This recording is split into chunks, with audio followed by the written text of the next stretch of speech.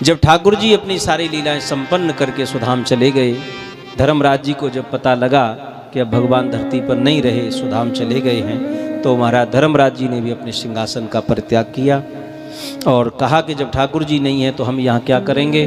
तो पांचों पांडव द्रौपदी को साथ लेकर के, ध्यान देना अभी परीक्षित बहुत छोटे हैं, परीक्षित को गद्दी पर अभिषिक्त किया, गद्दी पर बिठाया और सब कुछ त्याग करके पांडव लोग हिमालय की ओर निकलने लगे।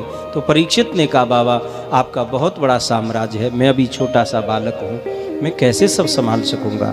तो पांडवों ने कहा, बेटा 5 बात याद रखना, संत सेवा, ब्राह्मण सेवा, गौ सेवा, दरवाजे पर आए हुए अतिथि का सत्कार और शत्रु भी शरण में आ जाए उसे क्षमा कर देना। ये 5 बातें जिस गृहस्थ व्यक्ति के जीवन में होती हैं वो कभी कष्ट नहीं पा सकता। और यही 5 बातें राजा परीक्षित के जीवन को महान बना गई साहब। पांडव लोग चले गए, धीरे धीरे परीक्षित बड़े हुए, विवाह योगी हुए तो इनका विवाह हुआ, विवाह हुआ तो बाल गोपाल होने लगे। बड़ा बेटा थोड़ा बड़ा हुआ, बड़ा हो गया, थोड़ा कार्यभार संभालने लायक हो गया। तो परीक्षित ने मन में विचार किया कि अब बेटा लायक हो गया है, राजपाट संभालने लगा, तो मैं काहे को झंझट में पड़ूं। बेटा जब लायक हो जाए तो पिता को चाहिए कि वो अपने जीवन की जो भार है वो अपने बेटे के कंधे पर सौंप करके अपने मुक्त होना चाहिए, जिससे अपना मार्ग आगे का प्रशस्त हो सके। मुझे ऊपर की भी तो तैयारी करनी है।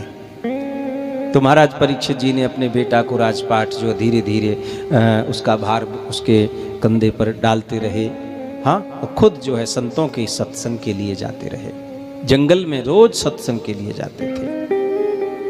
एक दिन जो है उन्होंने क्या विचार किया, अपना खजाना खोला, खजाना खोल करके एक चमकता हुआ मुकुट, महाराज सोने का मुकुट था, परीक्षित ने अपने सिर पर धारण किया और मुकुट पहन करके जंगल में चला गया। जैसे ही राजा परीक्षित जंगल में पहुंचे तो वहां उन्होंने एक दृश्य देखा, एक बैल और एक गाय दोनों आमने सामने खड़ी हैं। बैल गाय आपस में चर्चा कर रहे हैं। परीक्षित ने देखा जो गाय है वो बैल को देख देख करके रो रही है। बैल बार बार गाय को पूछ रहा है, क्यों रो रही हो तुम। और जो बैल है वो एक पैर से खड़ा है, 3 पैर उसके है ही नहीं।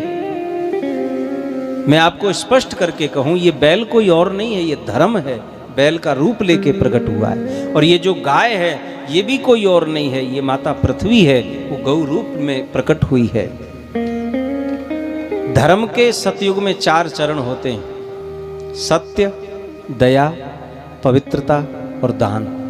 पर जब साहब सतयुग जाता है तो त्रेता आता है, तो एक पैर कट जाता है। त्रेता जाता है, फिर द्वापर आता है, एक पैर और कट जाता है। द्वापर जाता है, कलयुग आता है, एक पैर और कट जाता है।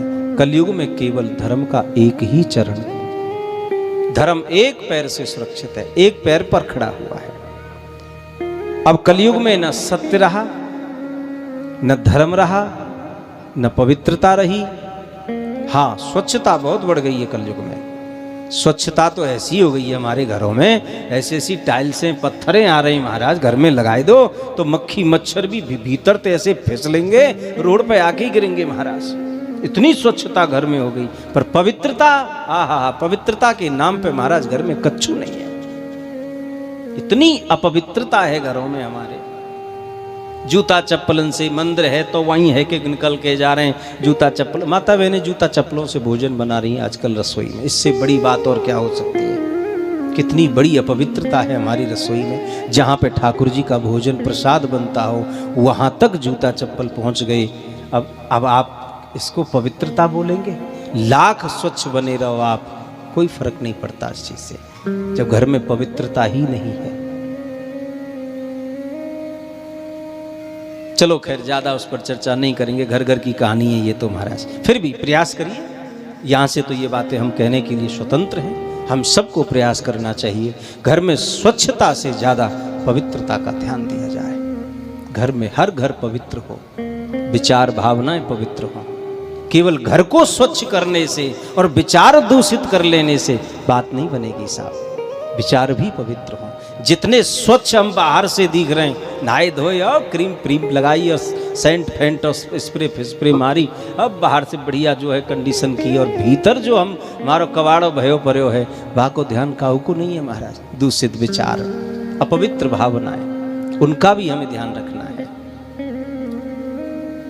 कलयुग में केवल एक ही पैर है, वो है दान का। कलयुग में चाहो कल्याण, मुख में नाम हाथ में दान। ज़्यादा से ज़्यादा भगवान के नाम को गाइए और जितना हो सकता हो इन शुभ हाथों से दान करिए।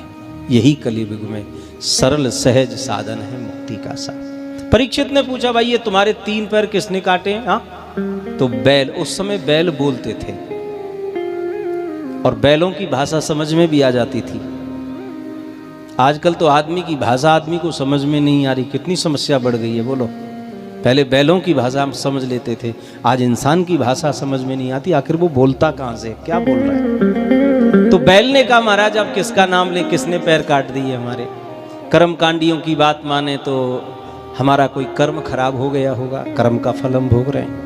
मीमांसा शास्त्र के जानकारों की बात माने तो वो तो कहते हैं कि सुख दुख आत्मा का विषय नहीं है, ये शरीर का विषय है। सुख शरीर को मिलता है, दुख भी शरीर को मिलता है, आत्मा तो इन सब से मुक्त है। मैं तो आत्मा हूँ महाराज, मुझे तो कोई तकलीफ नहीं, कट गए पैर कोई बात नहीं, कट जाने तो शरीर ही तो कटा है। लेकिन परीक्षित ने कहा, मेरे राज्य में कोई ऐसा कर सकता है? तुम्हारे साथ उद्दंडता जिसने भी की मैं उसे दंड दूंगा। इतनी देर में परीक्षित ने देखा एक काला कलूटा और बड़ा भयानक आदमी महाराज, अब माथे पर काली पट्टी बांधे हुए, बड़े बड़े नाखून जिसके, अब बड़े बड़े महाराज ये दाढ़ी मूछे बड़ी हुई, भयानक स्वरूप, हाथ में नग्न तलवार लेकर के, जो बैल एक पैर से सुरक्षित खड़ा है उस बैल के, उस धर्म के उस पैर को भी काटने को उतारू हो गया महाराज। और ध्यान देना, ये कोई और नहीं है, यही है कलयुग। और कलयुग नहीं चाहता कि कलयुग में धर्म एक पैर से भी सुरक्षित रहे।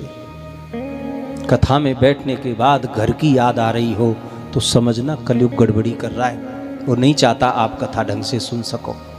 कथा में बैठने के बाद में बैंक बैलेंस की याद आवे, व्यापार की याद आवे, दुकान की याद आ रही होए, घर की याद आ जाए कि बहन मैं तो कथा सुन भी आ गई हूँ, घर में अकेली बहू है, पता नहीं कहाँ कर रही होगी, रसोई को गेट खुल्लो रह गए हो, चूल्हे पे दूध रखो रह गए हो, मत माता ऐसा सोचती है घर में।